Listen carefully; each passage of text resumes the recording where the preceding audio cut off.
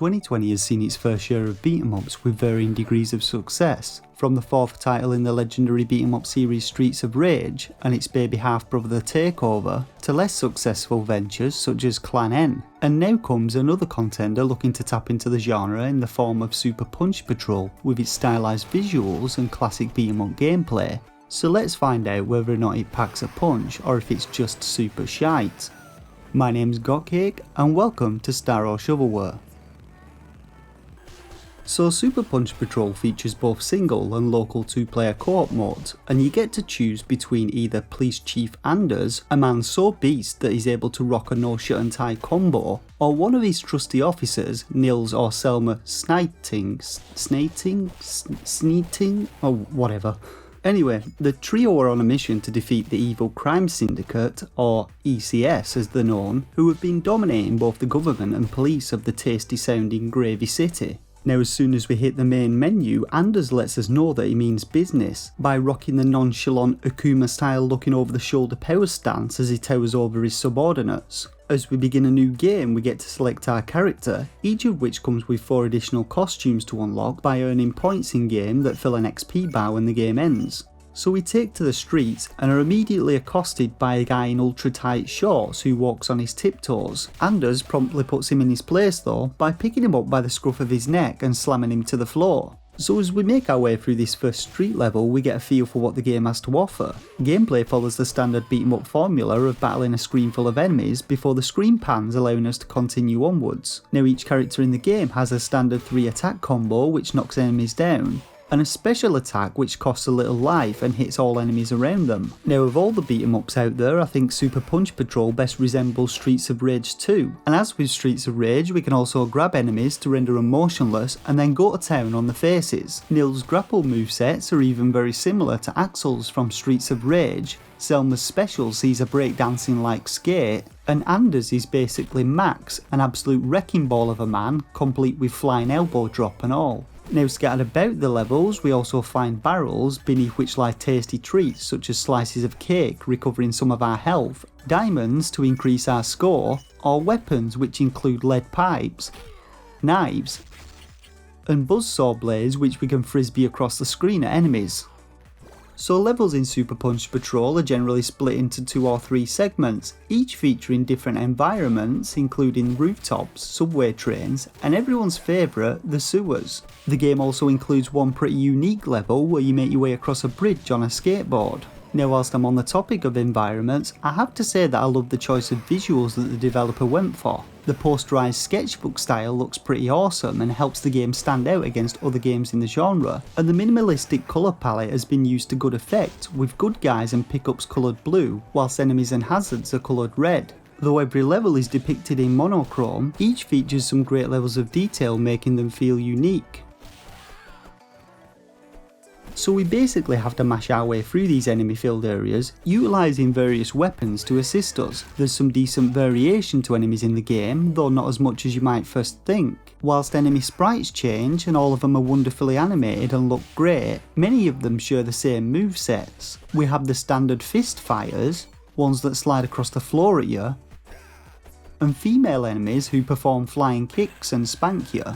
And then we have these fat guys, all of which perform the same roll manoeuvre at you. Now enemy AI is where I encountered my first issues with Super Punch Patrol, as the game seems to be predominantly designed with 2-player co-op gameplay in mind. In every stage, enemies constantly appear from both the left and right sides of the screen, and if you're caught between them, they literally kick the shit out of you. Now you can perform dodge manoeuvres and use the run button to try and reposition yourself, but enemies are also constantly trying to move behind you and often succeed whilst you're beating down the buddies. This combination of enemy spawns and their AI makes the game's single player experience exceptionally difficult. Now the game does have multiple difficulty modes, each of which determines the number of lives and continues you have, and from what I can tell they increase your damage against enemies but don't reduce the damage you take from them. Despite my efforts, I was unable to get very far in the game on my own on anything but practice difficulty, but playing on practice or easy difficulties also doesn't save your score to the online leaderboards. Now, losing all your health in the game costs a life and instantly respawns you, dropping you back into the level, though currently there's often a visual bug which results in you being invisible for the first few seconds after respawning. It's worth noting that you can earn additional lives each time you earn 25,000 points, but losing all of your lives takes you to the continue page where your nads are about to be sawn to bits. Selecting to continue then begins you from the first section of a level, and I often found even on easy difficulty that by the time I reached the second area in a level, I was already down to my last life. One final thing to note about lives is that if the timer at the top of the screen runs down to 0, then you lose a life and have to start the stage all over again. Now at the end of each stage you face off against a boss.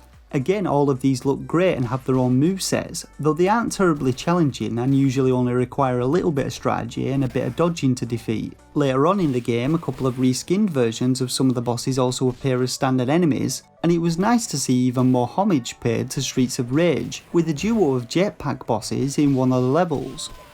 So in general I had a good time playing Super Punch Patrol. The controls and combats were pretty solid, visuals and music were great, and bar the aforementioned single player issues, the only other issue I encountered were odd occasions when enemies, whilst having their faces pummeled, were still somehow able to sneak a hit in on you. Now when it comes to the game's length, Super Punch Patrol isn't overly long, and it took me about 2 hours to beat whilst playing solo on practice difficulty, but playing co-op should yield a few extra hours of fun, as you should also be able to challenge the harder difficulties with less fear of being instantly surrounded and destroyed. Whilst I do wish the game was a little longer and there was a bit more variety to the game's enemies, at under £5 or dollars, Super Punch Patrol offers an excellent beat 'em up experience to those on a bit of a budget who can't quite afford to shell out the £20 asking price on Streets of Rage 4.